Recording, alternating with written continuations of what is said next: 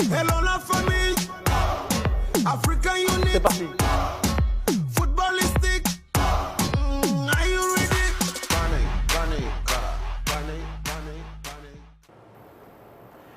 Mesdames, Messieurs, fidèles téléspectateurs de la belle radio et télévision, la chaîne panafricaine internationale, bonjour et ravi de vous retrouver pour ce rendez-vous spécial Cannes, Focus Cannes, comme tous les jours, de 14h à 15h. Et pour discuter de tout ce qu'il y a eu comme match hier et pour se projeter sur ceux d'aujourd'hui. Et bien sûr, nous sommes en compagnie de Benny Banks. Bonjour. Aziz.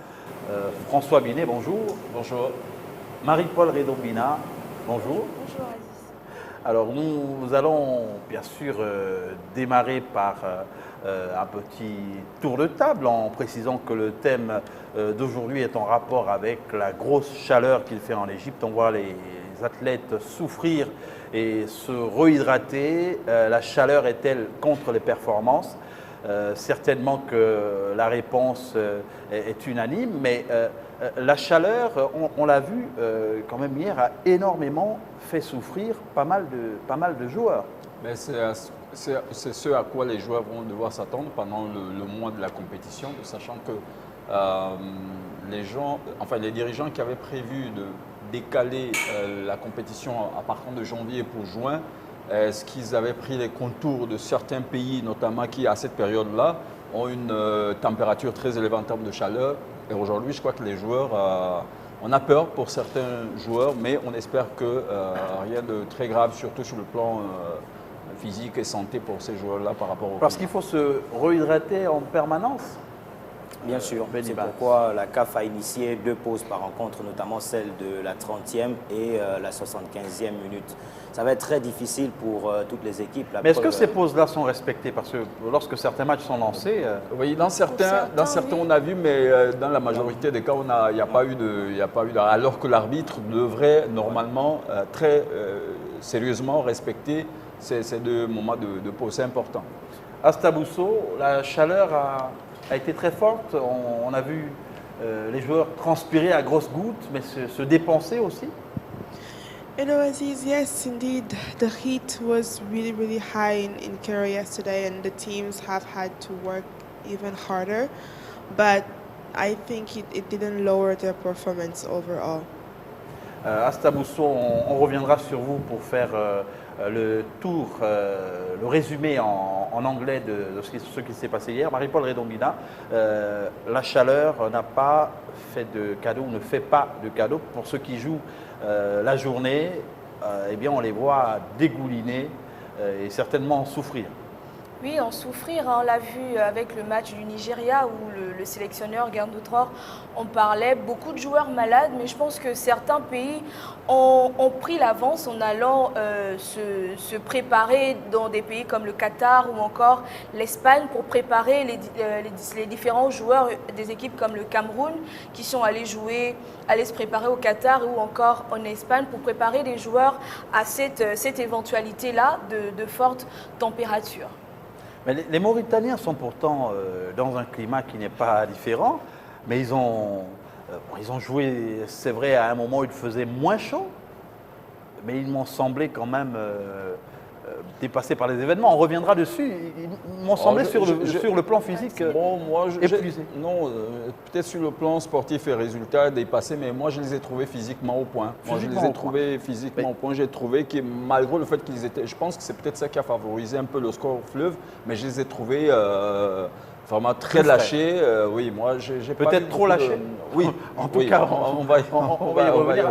Astabousso, vous allez pour nous lancer le résumé en anglais, un résumé dans lequel vous allez revenir sur les rencontres d'hier. Oui, it's a quick recap of the events of yesterday, the highlights, the victories, the defeats, but mostly the most important moments of yesterday. Nous allons revenir sur ce résumé dans un moment. Maintenant, on a eu pour la plupart des rencontres quand même des oppositions avec des styles différents. Il y a le match de la Tunisie d'abord. La Tunisie qui finalement s'est laissé surprendre après avoir mené au score et peut-être après avoir pris le contrôle du match. À part 2014 où la Tunisie avait tambour battant démarré sa compétition à domicile, à l'époque avec des grands attaquants qu'ils avaient, ces dernières années, c'est une équipe qui ne marque pas beaucoup en compétition en phase finale. Elle se retrouvait encore dans la même situation face à l'Angola, de n'avoir pas fait la différence très tôt. Et d'ailleurs, ce but qu'ils marquent, ils l'ont gardé pendant presque à 15 minutes, voire 10 minutes de la fin du match, avant que cette bourde du gardien ne profite à l'attaquant angolais, qui a bien suivi, parce que c'était sur une frappe du capitaine angolais, dont le gardien n'a pas su avoir des mains solides pour ne pas laisser filer ce ballon. Malheureusement pour la Tunisie, cet attaquant a bien suivi et a mis le ballon au fond du filet pour finalement égaliser et sortir dans ce résultat. Paul, c'est quand même une erreur de débutant, ce genre de bourde. Bon, après il faut peut-être pas trop l'accabler. Le ballon n'était pas trop dans sa limite de bras, parce que si vous voyez, c'est au bout des doigts qu'il essaye de récupérer ce ballon. Malheureusement, sa détente a propulsé un peu le ballon sur le côté, ce qui a fait que le ballon ne soit pas resté, parce qu'il n'avait pas sérieusement dominé son ballon. Et c'est sur le bout de doigt et ça l'a échappé. Et justement, ce n'est pas forcément une faute de débutant. En général, les gardiens, tous les gardiens, même ça peut arriver, souvenez-vous de Buffon avec le Paris Saint-Germain, c'est des situations qui arrivent. Mais des erreurs plutôt à ne pas commettre dès l'entame de la compétition, parce que en même temps, quand vous jouez un Tunisie-Angola après Tunisie-Angola, sauf si je me trompe, ce sera un Tunisie-Mali. Donc, on se doit déjà de pouvoir prendre les 3 points pour espérer peut-être, ce sera plutôt un espèce de derby entre la Tunisie et le Mali, essayer déjà de prendre les 3 points là et pour espérer peut-être faire un match nul contre le Mali. Le Mali qui ne se laissera pas faire, on l'a vu hier. Est-ce que le Mali, même si on a vu qu'on le verra plus tard, qu'ils ont le feu dans les jambes, aura la possibilité de mettre en difficulté la Tunisie qui a montré de belles choses parfois? Bien sûr, il faut retenir que le Mali est déjà armé sur les individualités et le Mali, c'est une très bonne équipe. Et dans l'histoire de la Coupe d'Afrique, ces équipes qui démarrent avec des petits problèmes d'organisation ou encore au sein de la fédération finissent toujours Mais en ce qui concerne la Tunisie, quels ont été les points forts de la Tunisie face à l'Angola hier, de votre point de vue? L'Angola qui est une équipe quand même athlétique, il ne faut pas manquer de le souligner. Mais je pense que je pense que s'il n'y avait pas cette erreur du gardien, la Tunisie était bien partie pour s'imposer, parce que sur le plan organisationnel, ils ont une équipe bien structurée, bien organisée et qui tactiquement sont très disciplinés, les joueurs tunisiens. Bien sûr, sous la houlette la discipline tactique a peut-être fait défaut, puisqu'après, il y a eu l'action qui a entraîné le but. C'est peut-être. Bien sûr, l'action qui entraîne le but, je dirais que c'est un coup de relâchement. Et c'est souvent à ces moments-là où certaines équipes profitent. C'est pourquoi Alain Giresse demandait à ses poulains d'être focalisés sur les dernières consignes. Être focalisé sur les dernières consignes. Là, on a le penalty qui est tiré. Qui a plutôt bien frappé. Là, en ce qui concerne le respect du règlement, vous avez le sentiment que les gardiens commencent à justement s'imprégner de nouveaux règlements, parce que là, on voit qu'il est quasiment scotché sur la ligne, le gardien angolais. Avant que le joueur ne tire, si vous avez suivi l'action avant, vous allez constater que l'arbitre allait vers le gardien juste au moment où il a sifflé le penalty. Pour le rappeler. Pour rappeler au gardien qu'il fallait qu'il ne bouge pas. Et il lui a fait signe même avec le sifflet en disant « Vous attendez que je siffle et vous attendez que le joueur tire pour que vous preniez une décision ». Donc je pense que de plus en plus, on essaie de faire l'intégrer ces règles. On en parlait hier. Alors la Tunisie a tenu une bonne partie de la rencontre. Là aussi, il y a peut-être la concentration qu'il faut arriver à maintenir. Bien sûr, et la Tunisie, c'est une équipe qui a toujours démarré timide dans ses compétitions. On espère que cette équipe va rester sur la donne pour terminer en fanfare. Parce que au vu des autres rencontres, on sait que tout le monde a bien démarré cette compétition. La Tunisie reste quand même une grande équipe sur le continent. C'est l'heure pour elle de confirmer parce que les Tunisiens attendent que cette équipe revienne au devant de la scène depuis 2014. Et le message de Giresse est clair, c'est arrivé dans le dernier carré. En tout cas, les antilopes noires ne se sont pas du tout gênées, hein. Elles ont saisi la moindre occasion et planté le ballon au fond. C'est le numéro 7. Exactement. C'est plutôt le défenseur qui ne suit pas. En fait, il y a eu un petit relâchement parce que sur la première frappe du capitaine, il aurait fallu aux défenseurs tunisiens d'être très vigilants parce qu'on ne sait jamais. C'est-à-dire que quand vous êtes sur le qui-vive et que vous sentez que vous êtes à la fin quasiment du match, il faut suivre les actions de sorte que le gardien peut relâcher. Pourquoi seulement c'est l'attaquant angolais qui suit et pas le défenseur? Donc à ce moment-là, il y a eu un moment de relâchement, oui, du côté de la défense tunisienne qui a favorisé l'égalisation des Angolais. Asta Bousso, vous avez regardé certainement au moins une partie de ce match entre la Tunisie et l'Angola. Est-ce que les Tunisiens ont répondu aux attentes de leurs supporters? No, I think the team have responded to their supporters' expectations. Ivory Coast tends to be a very technical team. They make a big entry, but they have difficulties going into the game and maintaining that same endurance. And I think that's where they let the Angolan team, which is a very athletic team, take the lead and dominate the game for the second half. So they both played well, but I tend to agree that Angola has had a more athletical game. Et la Tunisie, vous le disiez, a fait ce qu'elle a pu. Et pour la suite, on a quand même vu également une équipe avec quelques limites peut-être, enfin pas des limites, mais des problèmes au niveau de la relance. Bien sûr. Et on retient également que c'est une équipe qui, je dirais, quand même en reconstruction. Parce que lorsqu'on regarde la rencontre d'hier, on peut observer les manquements qu'il y a défensivement au niveau de l'équipe tunisienne. Mais quand on a des joueurs expérimentés comme Kazri, il faut pouvoir mettre ses attaquants à l'aise, dans des bonnes conditions. Voilà, en orbite et pouvoir alimenter sérieusement. C'est le milieu du terrain de la Tunisie qui n'a peut-être pas fonctionné à plein régime? Non, je ne pense pas. Ce que je peux reprocher aujourd'hui à la Tunisie par rapport au match face à l'Angola, c'est de n'avoir pas su saisir les opportunités après leur penalty. Parce qu'ils ont quand même eu plusieurs phases de jeu ou plusieurs actions d'attaque où ils auraient pu faire la différence. Moi, je crois que c'est beaucoup plus l'inefficacité qui a fait défaut. De façon générale, il y a un problème d'efficacité. On a vu que la Tunisie aussi a manqué d'efficacité, comme le disait François tout à l'heure, hier. Oui, la Tunisie a manqué d'efficacité. Moi, pour ma part, j'ai regardé le match, j'ai trouvé plutôt qu'ils étaient un peu trop individualistes. Des joueurs comme Sliti ou encore Karzi, sauf si je me trompe, c'est son nom. Ils étaient bons techniquement, mais un peu trop individuels les uns les autres, alors qu'ils auraient pu mieux poser le ballon. Et pour ma part, l'Angola était une équipe qui pouvait gagner si le ballon était bien posé. L'Angola qui a quand même changé son style de jeu. On parlait hier de ce style british, de ballon envoyé vers l'avant tout en flèche pour essayer de trouver un attaquant. Là, c'est désormais plus fluide, François. Mais celui qui a inspiré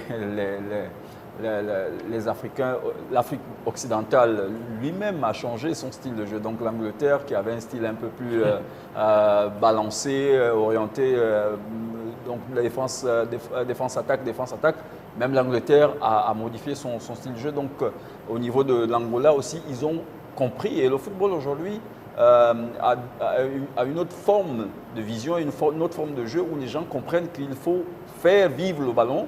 Il faut faire vivre le ballon pour que ça soit beaucoup plus plaisant au lieu de balancer chaque fois. Parce que balancer, vous vous mettez en danger. Ça veut dire que chaque fois, vous devez courir ensuite derrière pour récupérer un ballon. Quand vous courez plus que vous n'avez le ballon, surtout avec cette canne-là, vous êtes Alors, épuisé. il y a eu juste après l'entrée en liste des éléphants de Côte d'Ivoire. Les éléphants de Côte d'Ivoire. les éléphants de Côte d'Ivoire qui ont donc donné également le meilleur. Bon, moi, j'ai trouvé que c'était le match le plus... j'ai trouvé que Côte d'Ivoire, Afrique du Sud, pour moi, c'était l'un des matchs d'un niveau un peu plus en deçà de ce que j'attendais. Et pourtant, l'Afrique du Sud a montré également beaucoup d'envie, beaucoup d'engagement. Oui, l'envie et l'engagement, c'est la plus jeune équipe de la compétition. Quand vous faites, vous voyez l'âge de l'équipe sud-africaine et le reste des équipes, c'est l'équipe la plus jeune de la compétition. Et vous regardez la pauvreté même au niveau des frappes. Regardez vous-même, 9 tirs pour la Côte d'Ivoire contre 2 pour l'Afrique du Sud. Ça fait au total 11 sur 90 minutes de jeu. 2 tirs pour l'Afrique du Sud, 0 cadré, 9 même si le ratio... Alors l'équipe sud-africaine Asta a également montré pas mal de choses, mais elle n'a pas pu arriver à inquiéter plus que ça les éléphants de Côte d'Ivoire.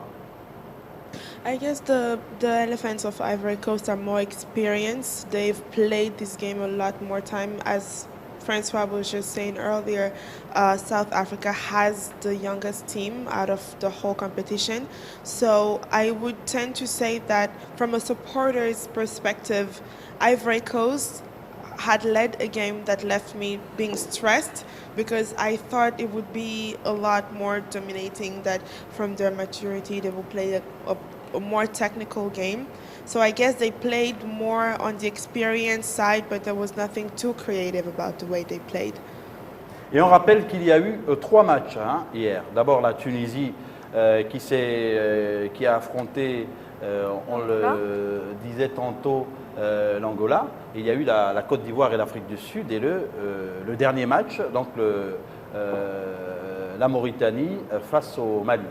Oui, il faut dire que pour la dernière confrontation, au-delà de la victoire éclatante des Maliens, c'est plutôt leur détermination, c'est plutôt le niveau de jeu que les Maliens ont produit hier qui, depuis le début de cette compétition, pour moi, c'est l'équipe, au moins c'était le match qui était le plus vivant, avec des Maliens techniquement au-dessus de tout ce qu'on a vu jusque-là. Moussa Marega a été au rendez-vous. Bien sûr, il était au rendez-vous, il était très attendu. Et ce qui est impressionnant, c'est que le Mali rentre d'entrée avec 4 buts et 3 buts qui ont été concrétisés hors de la surface de réparation. Ça prouve à suffisance. Alors le Mali fait une entrée fulgurante face à la Mauritanie. C'est vrai que le nombre de buts inscrits est très important, mais là aussi, il faut relativiser. Peut-être que le niveau, Marie-Paul, de la Mauritanie a favorisé, enfin, un niveau relativement modeste, a favorisé l'attaque malienne. Oui, bien sûr, mais il ne faut pas non plus, je vais le dire comme ça, dénigrer la Mauritanie. Ils ont essayé, étaient peut-être un peu plus faibles, un peu trop faibles, voulais-je dire, par rapport à l'adversaire qu'ils avaient devant eux, qui est entre autres le Mali. Le Mali, on en parlait hier avec Moussa Marega en forme. Il a prouvé en Ligue des Champions. Donc la Mauritanie n'est pas venue avec toutes les armes qu'il fallait quand on a un Mali avec ces joueurs-là. Moussa Marega qui était vraiment attendu pour faire, en tout cas pour mettre en difficulté les défenseurs. Il n'y aura pas que la Mauritanie qui souffrira avec Moussa Marega, il y aura beaucoup d'autres, parce qu'on voit bien comment il se comporte à Porto. Mais bien sûr, il faut pas dans un premier temps dire que le Mali a réussi de 4 buts parce qu'en face, c'était une équipe extrêmement faible. Moi, je partirais du fait de saluer la performance des joueurs maliens. Quand vous regardez leurs buts, ce n'est pas forcément des buts qui partent du fait qu'ils avaient mis complètement toute l'équipe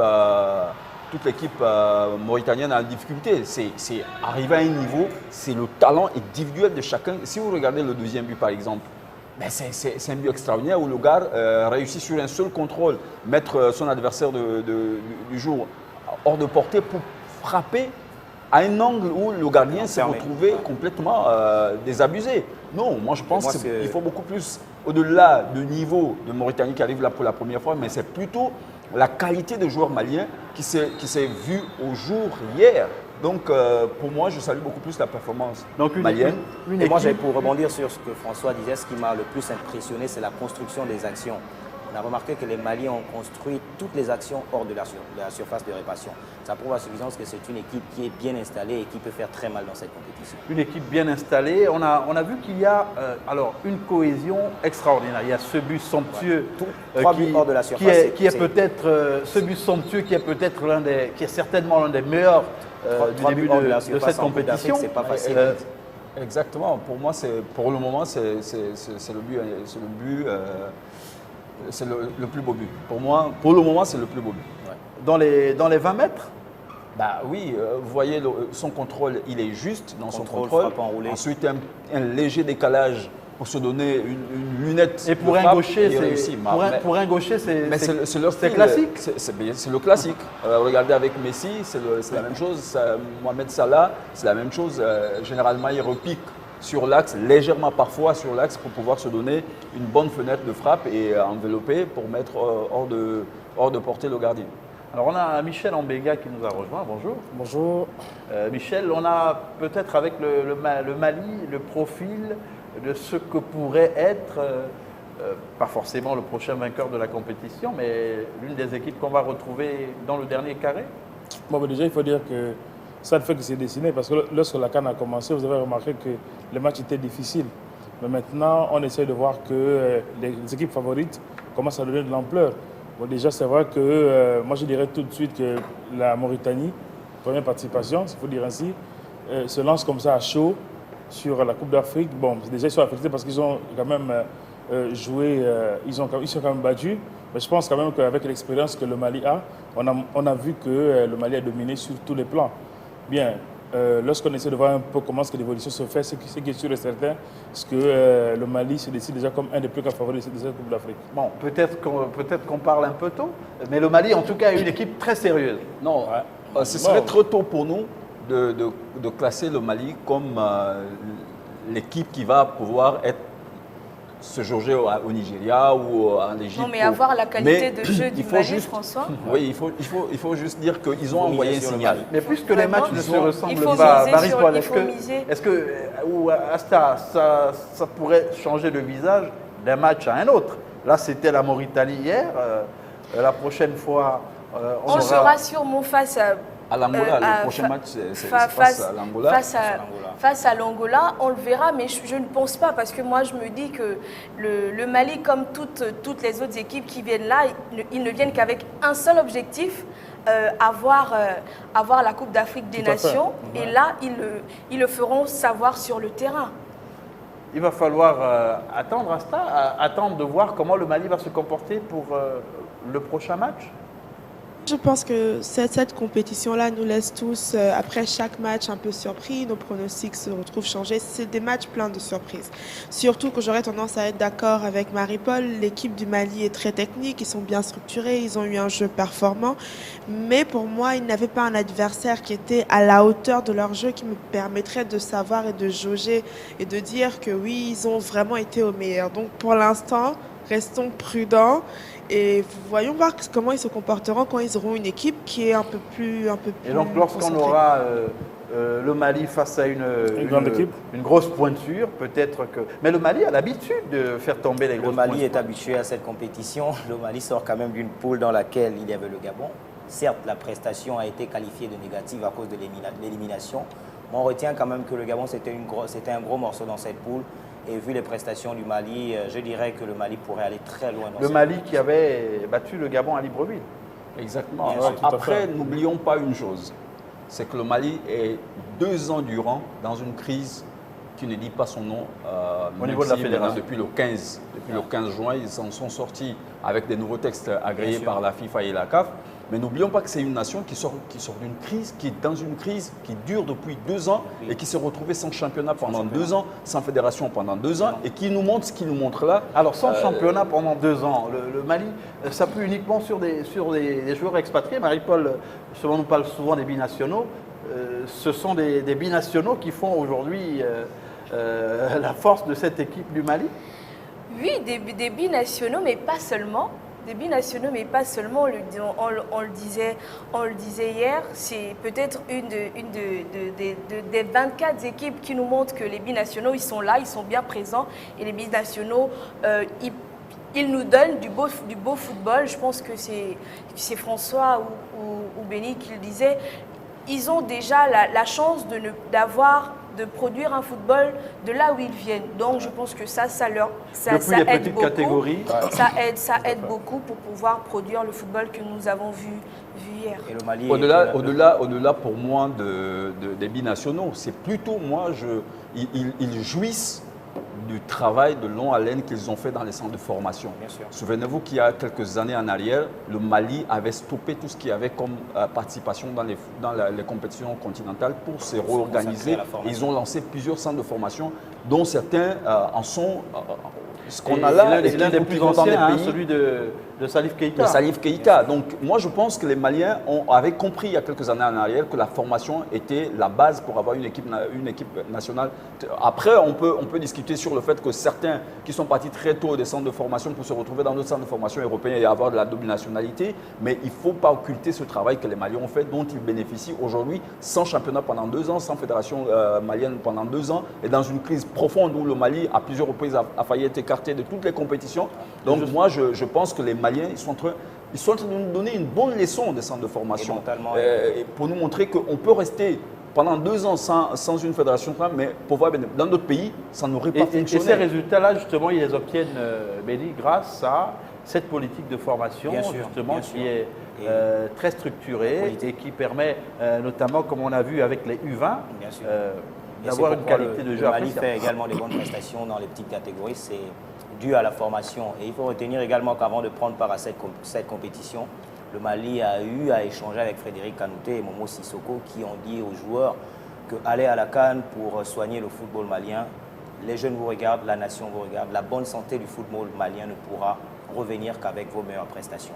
Donc du coup, il y a ce message qui est très important. C'est un peu comme le Cameroun lors de la dernière édition qui avait Yannick Noah comme psychologue. C'est quelqu'un qui formate le cerveau des joueurs. C'est pareil pour le Mali. Lorsqu'on a quelqu'un qui est un gagneur derrière, on se surpasse. Et la prestation d'hier a montré qu'à tous les secteurs de jeu, le Mali était vraiment plaisant. Et Yannick Noah, qui est un ancien champion, un grand champion de tennis, qui a remporté Roland Garros dans les conditions que l'on sait. Et le résultat, on a vu le Cameroun remporter la Coupe d'Afrique parce qu'il y avait quelqu'un derrière pour booster. Et là, il y a la préparation psychologique, Michel, qui est énormément un facteur galvanisateur pour les équipes. Il faudrait avoir au sein des équipes une très bonne préparation psychologique au-delà de, mis à part la préparation physique et technique. Oui, tout à fait, c'est souvent important. On a vu déjà, par exemple, avec ce grand coach du Mali, je prends l'exemple de la Coupe d'Afrique qui s'est passée au Gabon, avec Alain Giresse, qu'on ne cesserait jamais de négliger.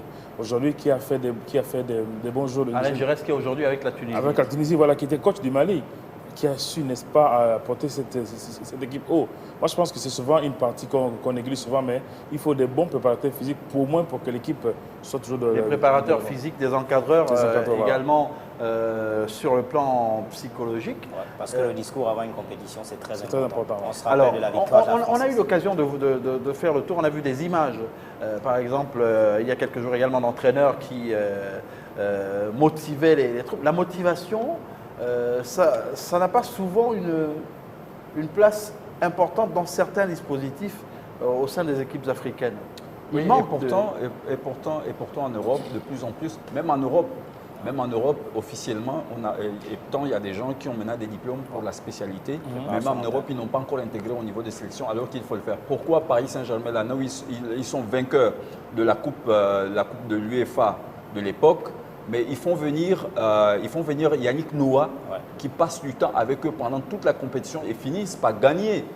Parce que Yannick Noah était là dans les vestiaires pour les motiver. Il a ce truc qu'il a, on ne sait pas. Et souvenez-vous, là, il a pris l'équipe de France de tennis et ils ont remporté toujours avec lui. Il est venu au Cameroun, il a fait la même chose et ça a marché. Ça veut dire que derrière, il y a des gens qui sont spécialisés dans ça. Il faut leur donner la possibilité de venir dans des équipes. Si vous voyez les équipes comme celle du Gabon qui n'a pas. Mais ça, c'est toute une culture en même bien temps. sûr. Et aujourd'hui, dans le football, on ne l'a pas forcément dans les sélections africaines. Ça demande justement de revoir l'organisation parce que la structure de nos équipes est, pardon de le dire, si on peut avoir un préparateur physique Mais on peut aussi Un avoir kiné, un on doit préparateur, pouvoir avoir si un on a un psy. préparateur physique, un Ouais, préparateur tout à fait, physique, un kiné, ça veut dire qu'au niveau du mental aussi, on doit avoir bien un sûr. préparateur. Parce que tous les jeunes et tous les joueurs n'ont pas l'habitude de jouer à une pression donnée. Vous avez des joueurs qui jouent, par exemple, en Europe, qui sont dans des grands championnats et qui jouent parfois devant 90, voire 80, 100 000 personnes. Et vous avez d'autres qui parfois jouent devant deux tondus de pelés. Ils se retrouvent dans une compétition où la pression déjà de la compétition, ensuite la pression de la foule, et si derrière il n'y a pas cette organisation qui prépare ce garçon à faire face à cela, ben après on La crée sur le préparation talent du joueur. psychologique, Ouais, c'est un facteur important à ça? Tout effort mental, tout effort physique commence d'abord par une volonté. C'est une question de mentalité.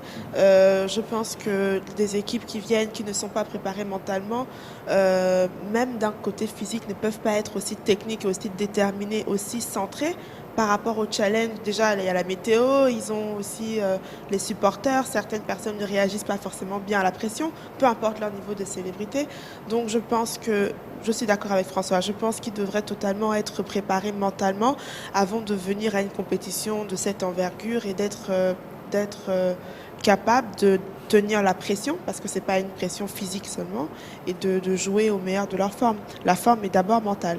La forme est d'abord mentale. Sur le plan psychologique, on doit avoir assez de ressorts pour faire face, surtout qu'en plus de la chaleur, les stades sont vides, désespérément. Nous en parlions tantôt, la chaleur qui est un gros problème dans cette compétition. Et peut-être qu'on va avoir l'occasion de voir le résumé des matchs d'hier en anglais. On verra d'un moment à l'autre la possibilité peut-être de suivre ce sujet. Mais nous allons aller bientôt au Cameroun. Là, on va aborder les matchs du jour avec le champion en titre, donc les Lions indomptables du Cameroun, très attendus également dans cette compétition, qui vont faire leur entrée en lice. Et nous avons en repérage Carole Guissot. Carole Guissot qui est la correspondante de la Belle Radio et Télévision à Yaoundé et à Douala, au Cameroun. Carole Guissot, bonjour. Si vous êtes là, les Lions indomptables du Cameroun vont rentrer dans la compétition après pas mal de problèmes. Quelle ambiance prévaut actuellement au sein de la tanière? Alors, si j'ai bien compris votre question, vous demandez l'ambiance qui règne en ce moment au Cameroun à quelques heures seulement du premier match des Lions indomptables après l'épisode sur les primes. Les Camerounais sont, comme vous pouvez l'imaginer, impatients de voir dans cette première sortie des Lions indomptables du Cameroun, dans cette 32e édition de la Coupe d'Afrique des Nations de football à 24 équipes, très impatients de voir donc leurs champions, surtout que ces derniers auraient pu manquer cette 32e édition si la plainte des Comores au tribunal arbitral du sport avait prospéré. Il lui fallut encore cet épisode des primes pour redresser les poils des supporters. Alors, cette affaire de primes a créé au sein de la population deux camps. Un camp qui supportait donc mordicus la démarche des Lions indomptables, qui pensait comme les Lions qu'il fallait que la FECAFOOT, les officiels, respectent les règlements et surtout que le décret présidentiel de septembre qui stipule que les primes devraient être versées 3 mois avant le début de la compétition. Mais les Lions ont constaté que ce n'est que le 19 juin que la FECAFOOT a versé un montant de 20 millions de francs CFA. On commence déjà par demander les primes. Vous vous attendez à quoi? On va rien foutre là-bas. Parce que les gars, ce n'est que l'argent. La CAN, nous, les gars étaient galvanisés. On compte le nombre qui sont là maintenant, là, dans la même équipe, qui sont partis. Parce qu'il y a beaucoup de nouveaux là-dedans. Et maintenant, les gars sont venus dans le principe que non, c'est d'abord les dos. C'est vrai que nous avons gagné, nous avons remporté des CAN dans le désordre. Mais on ne va pas continuer dans le désordre si à quelques heures d'une coupe nous sommes arrivés les derniers. Je ne sais pas si on a été amendé, je n'ai pas les dernières informations, mais nous sommes arrivés les derniers. Carole Guissot, et quel est le 11 probable pour cette confrontation aujourd'hui? Le 11 entrant probable, c'est une question difficile. C'est difficile de répondre à cette question. Avant, vous savez que le sélectionneur national organise très souvent une dernière conférence d'avant-match. Donc c'est lors de cette conférence que le 11 entrant est révélé. Mais les 23 convoqués sont connus, les matchs se suivent et ne se ressemblent pas, les équipes également. Et je vous rappelle que le sélectionneur national Clarence Seedorf est en train de chercher l'équipe type du Cameroun et on espère qu'il nous surprendra positivement. Alors, le 11 en France, c'est vrai que vous n'êtes pas tout à fait fixé sur l'équipe qui va démarrer. Mais bon, les Lions indomptables du Cameroun sont tenants du titre. Est-ce que vous pensez qu'ils vont remplir cette année en Égypte? Les Lions indomptables font certainement partie des favoris de cette compétition. Quintuple champion d'Afrique, ils ont bien sûr toutes leurs chances de rempiler. Sauf qu'il ne faut pas oublier qu'en dehors des ténors tels que l'Égypte, le Maroc, le Sénégal, la Côte d'Ivoire, le Nigeria, il y a des équipes telles que le Burundi et le Madagascar qui ont surpris à plus d'un lors des éliminatoires. Les Lions indomptables vont démarrer cette compétition justement après que la CAN a connu un glissement. L'organisation de cette édition lui a été retirée. Est-ce que sur place, les populations sont enthousiastes? Merci à vous, tout le plaisir a été pour nous. Nous aurons certainement l'occasion de nous revoir dans d'autres éditions spéciales CAN 2019. D'ici là, bonne chance au Cameroun et à tous les pays représentés dans cette édition. Alors Carole Guissot, justement, il y a eu une incohérence au téléphone, elle a conclu et nous vous remercions également Carole. Les Lions indomptables du Cameroun en tout cas vont ouvrir aujourd'hui leur match, leur compteur match face à la Guinée-Bissau, alors là qui n'est pas du tout une équipe facile à prendre. La Guinée-Bissau qui avait montré lors des éditions précédentes qu'elle est capable de mettre en difficulté même le Ghana. Bien sûr, la Guinée-Bissau qui avait démarré avec un nul, si je ne me trompe pas, lors de la dernière édition, ne revient pas pour s'amuser. C'est une équipe qui est en train de s'expérimenter. Lors de la dernière CAN, il y a eu la surprise déjà sur la qualification, mais également la prestation de cette équipe. Il y a eu 2 ans pour se préparer et je dirais que cette équipe va démarrer les hostilités avec beaucoup d'envie. Et le Cameroun va entreprendre cette rencontre, autant pour moi, déjà avec beaucoup de pression, vu ce qui s'est passé bien avant la compétition. Et Clarence Seedorf, comme disait la correspondante tout à l'heure, qui cherche encore son 11 type, c'est le Cameroun, c'est une équipe camerounaise qui arrive avec beaucoup de doutes quand même, sachant que cette compétition a beaucoup de surprises. Et les Lions indomptables qui ont connu hier ce qu'on peut considérer comme un coup dur, avec la disqualification de Joël Tagueux pour des raisons cardiaques, pour raisons médicales.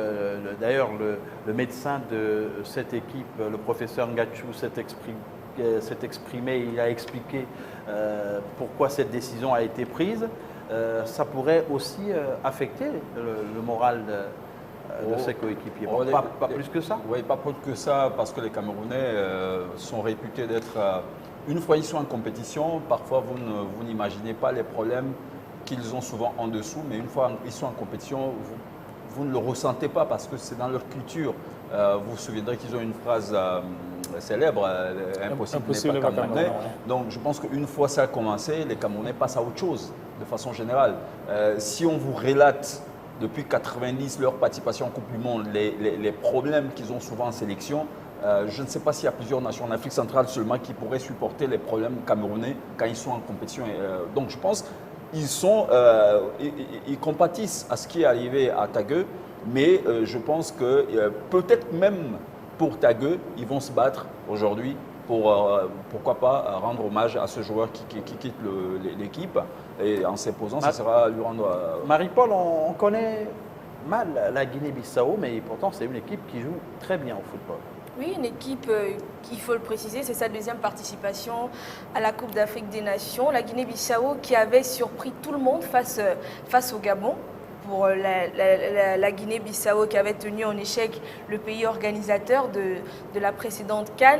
Là, on voit une Guinée-Bissau qui revient avec le champion d'Afrique en titre. Guinée-Bissau qui n'est pas une nation à négliger. La Guinée-Bissau, je pense pour ma part qu'elle fera valoir tous ses atouts. La Guinée-Bissau a eu 2 ans pour se préparer, comme l'a dit Benny tout à l'heure, 2 ans pour montrer de quoi ce 11-là, il est capable.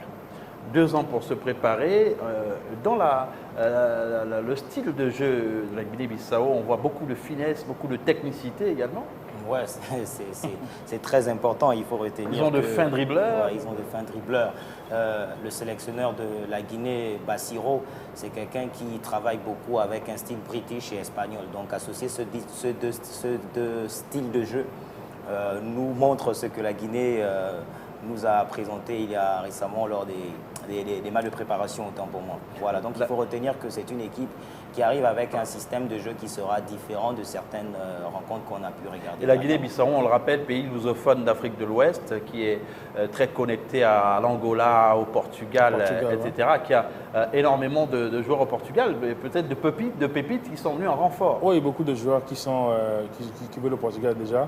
Il faut dire déjà aussi qu'il n'y a plus de petites équipes, hein, parce que lorsqu'on voit la Guinée-Bissau jouer, ils jouent comme des Brésiliens, les styles de jeu. Donc ça veut dire que le Cameroun doit faire attention parce qu'ils ne sont pas là aussi en expiatoire, ils viendront donner ce qu'ils ont à faire.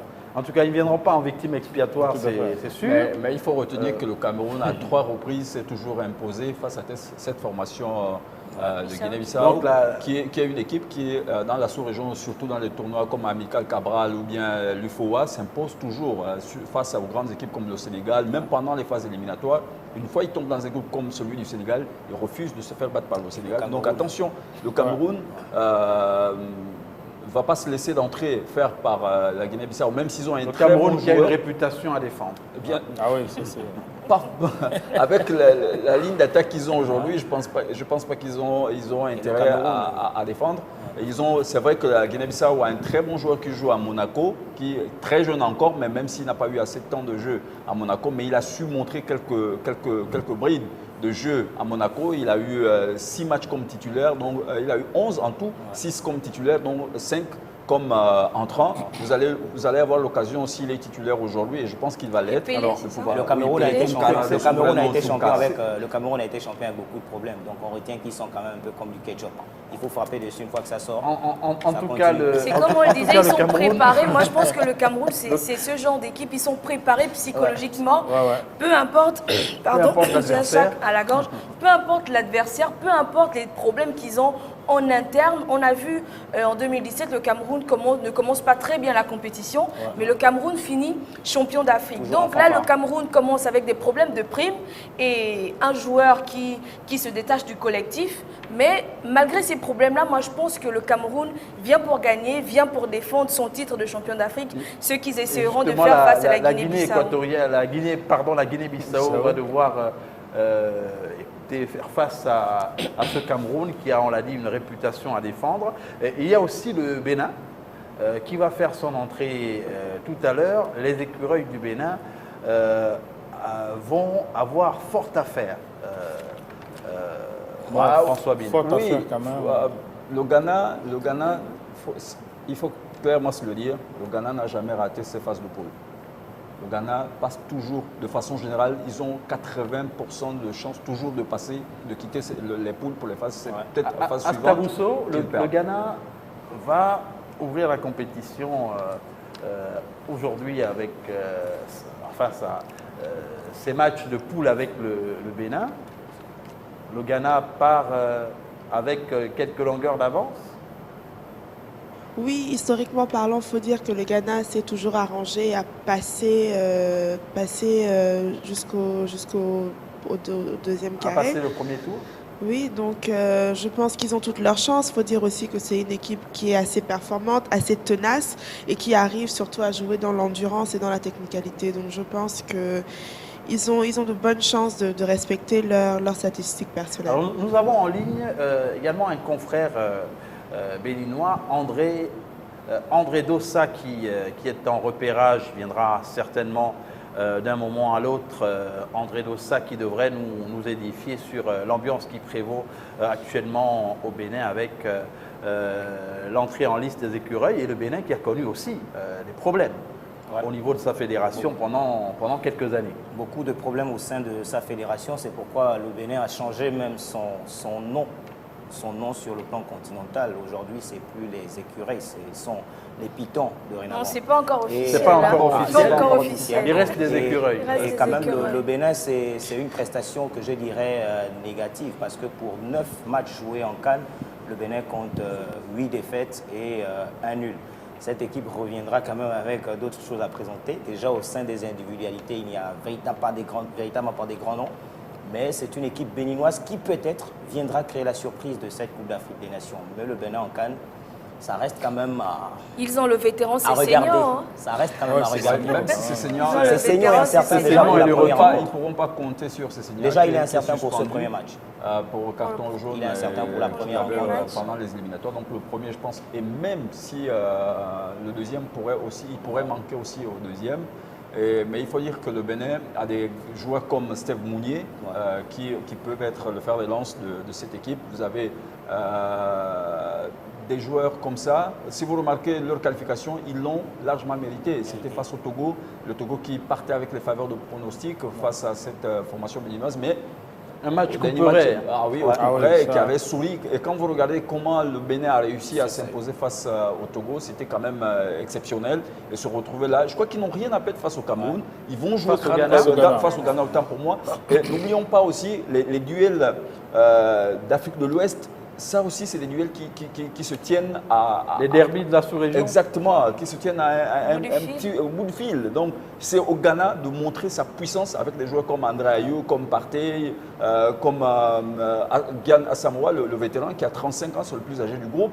Mais si le Ghana va dans son esprit en disant ce n'est que le Bénin, ça va être compliqué pour le Ghana. Il va falloir jouer très, très juste et être surtout efficace. Et pour rebondir sur ce que François disait s'agissant de la qualification, il faut quand même retenir que le Bénin s'est qualifié à 1 point de l'Algérie et qui a quand même fait des belles rencontres face à l'Algérie. Le Bénin, on l'a souligné tantôt, a lancé un brainstorming pour avoir un nouveau nom parce qu'ils ont estimé justement que le nombre d'écureuils faisait d'eux trop faible.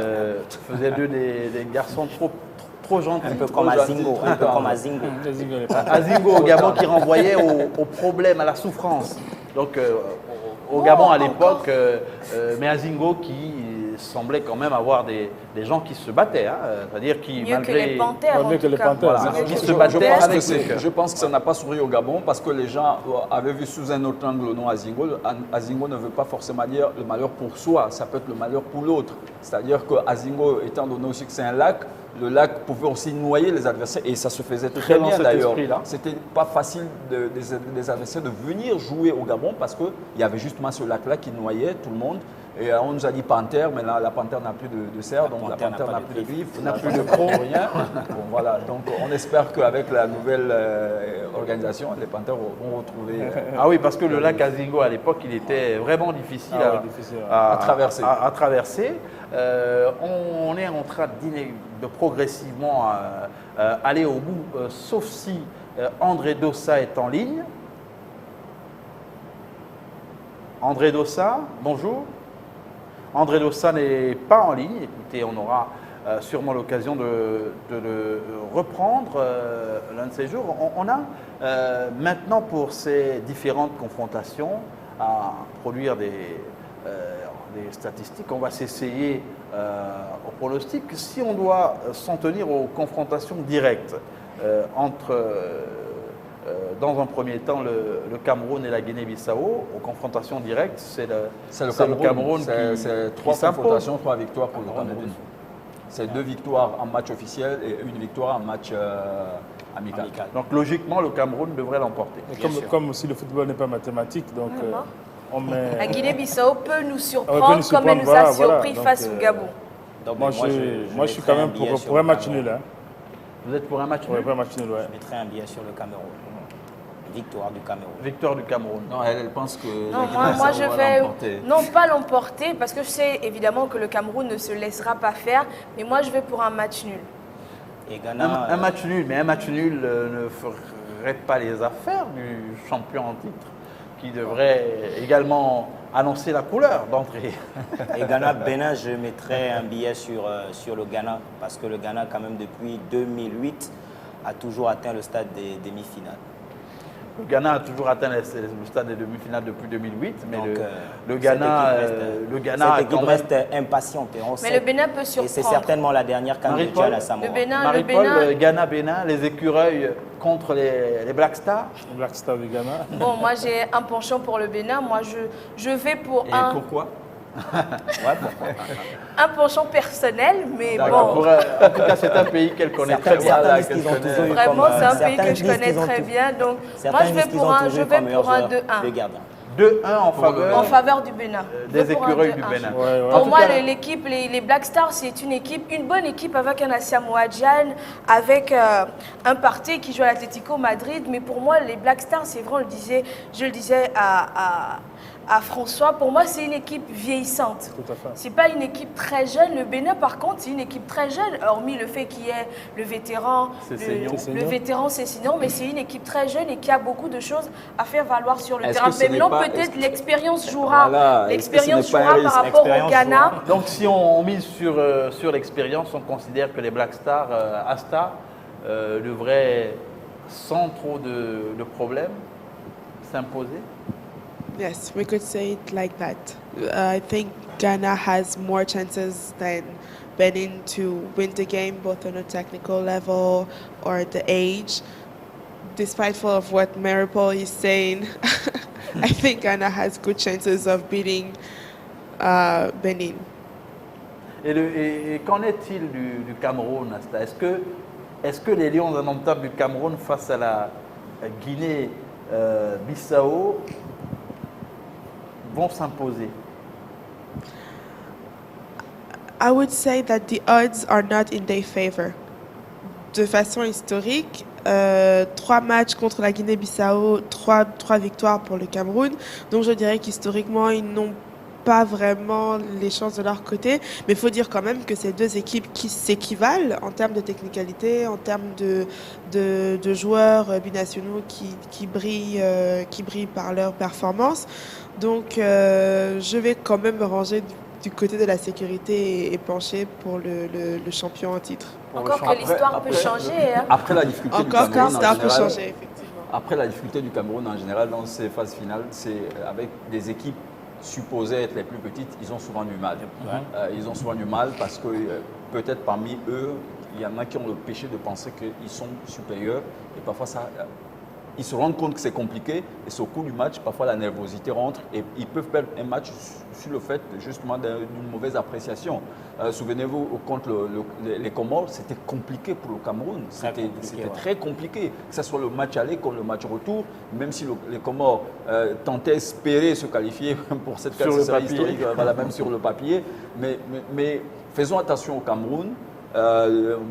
Moi, je ne vais pas trop me mouiller, mais je pense que le Cameroun aura un peu plus de chance que la Guinée de s'imposer aujourd'hui, tout comme le Ghana face au Bénin. Maintenant, c'est au Ghana et c'est au Bénin et à la Guinée-Bissau de déjouer tous les pronostics possibles. Écoutez, nous sommes arrivés au terme de ce rendez-vous. Nous allons nous quitter avec bien sûr ces images de but, mais également des images dans lesquelles nous verrons ceux que nous considérons comme les joueurs qui ont marqué la journée d'hier.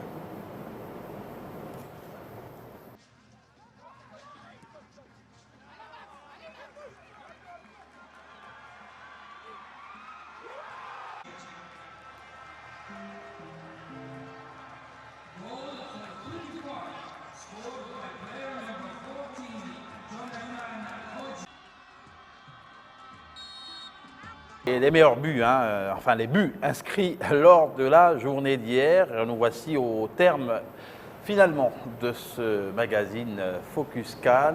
Merci de nous avoir suivis et à vous, Michel Ambega, Benny Banks, Astabousso, Marie-Paul Redombina, François Binet.